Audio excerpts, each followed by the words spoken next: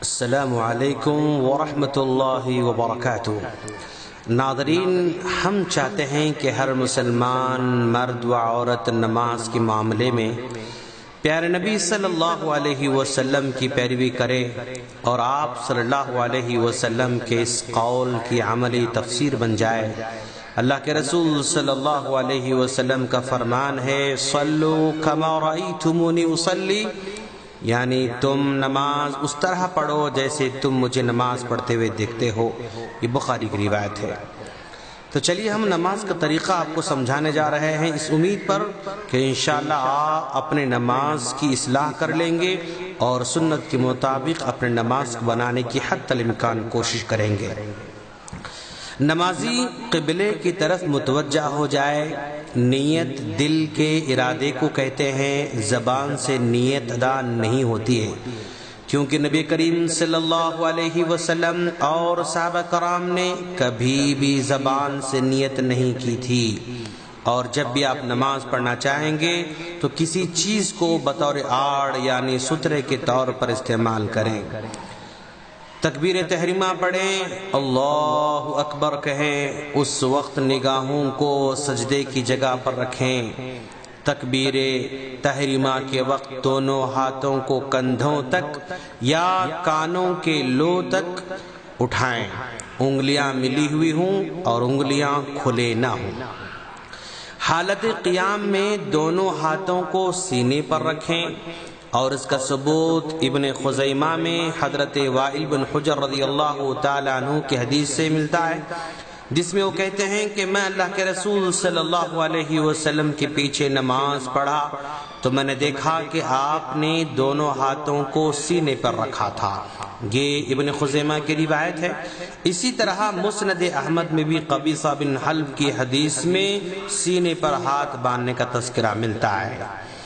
اور پھر اس کے بعد دعائے استفتاح پڑھیں، یعنی سبحانک اللہم وبحمدک وتبارک اسمک وتعالی جدک ولا الہ غیرک، یہ دعا پڑھیں۔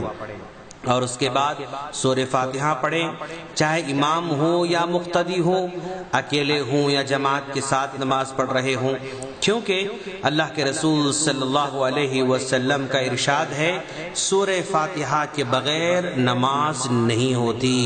لا صلاۃ لمن لم یقرأ بفاتحۃ الکتاب، یہ بخاری مسلم کی روایت ہے، جس میں بتلایا گیا کہ سورہ فاتحہ کے بعد کوئی نماز قبول نہیں ہوتی ہے۔ اور سورہ فاتحہ کے ختم کے بعد آمین کہیں۔ جہری قرات والی نمازوں میں اونچی آواز سے آمین کہیں اور سری نمازوں میں آہستہ آمین کہیں۔ پھر اس کے بعد قرآن مجید میں سے جو کچھ یاد ہو تلاوت کریں۔ حالت قیام میں نگاہیں سجدے کی جگہ رکھیں۔ تلاوت سے فارغ ہونے کے بعد تکبیر کہتے ہوئے رفع الیدین کرتے ہوئے رکوع میں جائیں۔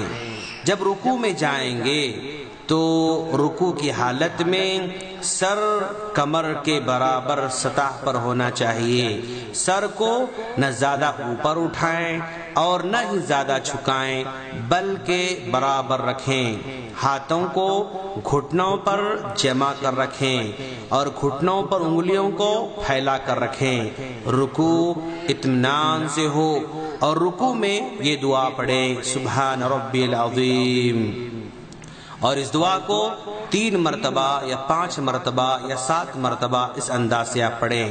حالت رکوع میں آپ اپنی نگاہوں کو سجدے کی جگہ رکھیں گے۔ پھر رکوع سے اٹھتے ہوئے رفع الیدین کریں اور سمیع اللہ لمن حمدہ پڑھتے ہوئے سر اٹھائیں۔ امام ہو یا مقتدی ہو، اکیلے ہوں یا جماعت کے ساتھ ہوں، یہ دعا ضرور پڑھیں۔ رکوع سے دوبارہ کھڑے ہو کر مقتدی اطمینان سے ربنا ولک الحمد پڑھے۔ پھر اطمینان سے تکبیر کہتے ہوئے سجدے میں جائے۔ سجدے میں جاتے ہوئے پہلے دونوں ہاتھوں کو زمین پر رکھیں اور بعد میں گھٹنوں کو رکھیں۔ ہاتھوں اور پاؤں کی انگلیاں حالت سجدے میں قبلہ رخ کریں۔ اور سجدہ کرتے وقت جسم کی تمام 7 ہڈیوں والے اعضاء کو زمین پر رکھے۔ 7 اعضاء سے مراد پیشانی، ناک، دونوں ہاتھ، دونوں گھٹنے اور دونوں پاؤں، یہ پورے کی پورے زمین پر ہونا چاہیے۔ سجدے کی حالت میں کوہنیوں کو زمین پر نہ رکھیں اور نہ اپنے جسم سے چمٹائے رکھیں، بلکہ ہاتھوں کو تھوڑا سا اپنے جسم سے الگ رکھیں۔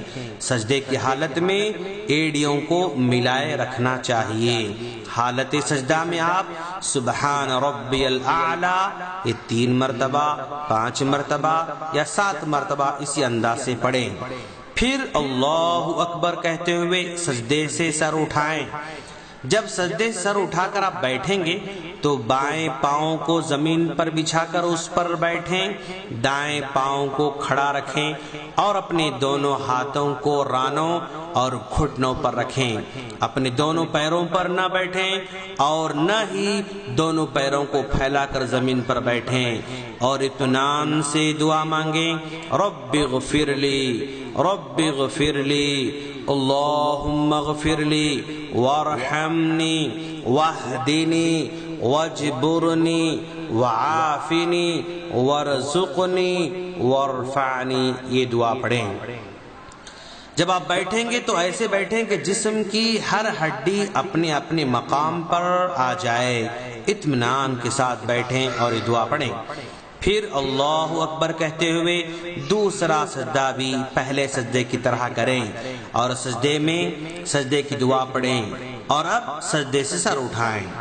دوسری رکعت کے لیے مکمل کھڑا ہونے سے پہلے چند لمحوں کے لیے ضرور بیٹھیں۔ اس کو جلسہ استراحت کہا جاتا ہے۔ یہ بیٹھنا مستحب ہے، اور دوسری رکعت کے لیے کھڑے ہو جائیں۔ زمین پر ہاتھوں کو ٹیک لگا کر کھڑا ہونا مسنون ہے۔ پھر اسی طرح دوسری رکعت پڑھیں۔ اگر مقتدی ہو تو امام سے سبقت نہ لے جائے، کیونکہ نبی کریم صلی اللہ علیہ وسلم نے اپنی امت کو اس طرح آگے آگے کرنے سے منع کیا ہے۔ سنت یہ ہے کہ مقتدی امام کے نقش قدم پر پیچھے پیچھے چلتا رہے، کیونکہ اللہ کے رسول صلی اللہ علیہ وسلم نے فرمایا، امام کو بنایا ہی اسی لیے گیا ہے تاکہ تم اس کی اقتداء کرو، امام سے اختلاف نہ کرو۔ جب وہ تکبیر کہے اس کے بعد تکبیر کہو، جب وہ رکوع کرے تو اس کے بعد رکوع کرو، جب امام سمع اللہ لمن حمدہ کہے تم ربنا ولک الحمد کہو، سجدے میں اسی طرح امام کے بعد کرو۔ یہ بخاری کی روایت ہے۔ اب دوسری رکعت کے لیے کھڑا ہو جائے، جس طرح پہلی رکعت پڑھی تھی دوسری بھی ویسے ہی ادا کرے۔ 2 رکعت کے بعد تشہد کا مرحلہ ہوگا۔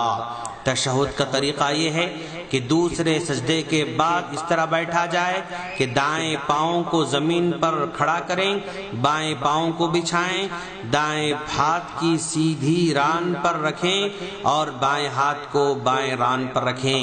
شہادت کی انگلی کو کھول کر باقی تمام انگلیوں کو بند کریں۔